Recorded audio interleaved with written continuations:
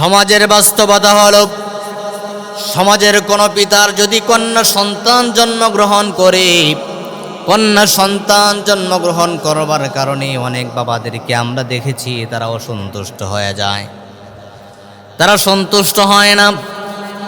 অথচ নবীজি সাল্লাল্লাহু আলাইহি ওয়াসাল্লাম একজন কন্যা সন্তানের বাবা ছিলেন।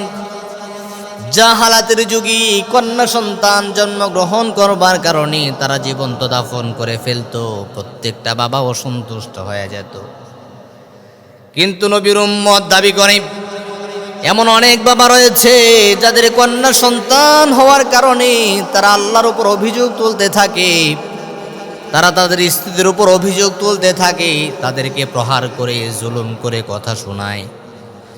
কিন্তু আল্লাহর হাবিব সাল্লাল্লাহু আলাইহি ওয়াসাল্লাম জানালেন, ও কন্যা সন্তানের বাবারা ভালো করে শোনো, জানো নবীজি সাল্লাল্লাহু আলাইহি ওয়াসাল্লাম জানালেন, মান আলা জারিয়াতাইনি হাত্তা তাবলুগা জাআ ইয়াউমিল কিয়ামাহ ওয়া হুয়া ওয়াযাম্মা সাবিআহু।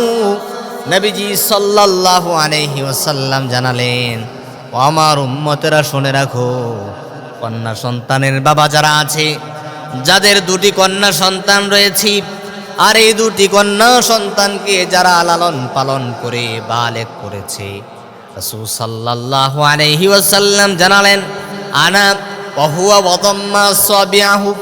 আল্লাহর হাবিব তার হাতকে প্রসারিত করলেন, দুটি আঙ্গুলকে এভাবে মিলালেন, দুটি আঙ্গুল এভাবে মিলালেন, সমস্ত সাহাবীদেরকে সম্বোধন করে তিনি জানালেন, ও আমার সাহাবীরা শুনে রাখো, জেনে রাখো, এই যে দুটি আঙ্গুল যেরকম ভাবে পাশাপাশি মিলিত, কন্যা সন্তানের বাবা এবং আমি ময়দানে মাহশারি আল্লাহ জান্নাতে ভাবে পাশাপাশি থাকবো। সুতরাং তুমি একটি কন্যা সন্তানের বাবা হলা, তুমি একটি জান্নাতের মালিক বনে গেলা। দুটি কন্যা সন্তানের বাবা হলাম, দুটি কন্যা সন্তানের বাবা হবার কারণে রাব্বুল আলামিন তোমাকে দুটি জান্নাতের মালিক বানায়া দেবে। এই জন্য প্রিয় ভাইয়ারা আমার, যুবক ভাইয়ারা আমার, যাদেরকে আল্লাহ তাআলা কন্যা সন্তান দান করেছেন, আল্লাহর ব্যাপারে আপনি অভিযোগ তুলবেন না, বরং শুকরিয়া আদায় করবেন।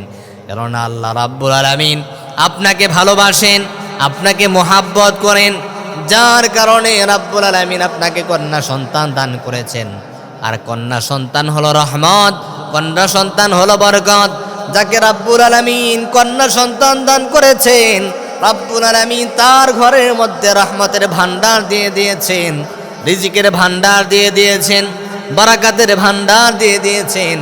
এই জন্য সব সময় আল্লাহ তাআলার কাছে দোয়া কর, আল্লাহ আমাকে নেককার সন্তান দান করেন, পরহেজগার সন্তান দান করেন। আর সম্ভব হলে আল্লাহ তাআলার কাছে চেয়ে একটি কন্যা সন্তানের বাবা হয়ে যাওয়া। কারণ একটি কন্যা সন্তান যদি আপনার হয়ে যায়, আল্লাহ রাব্বুল আলামিন আপনাকে একটি জান্নাতের মালিক বানায়া দিবে।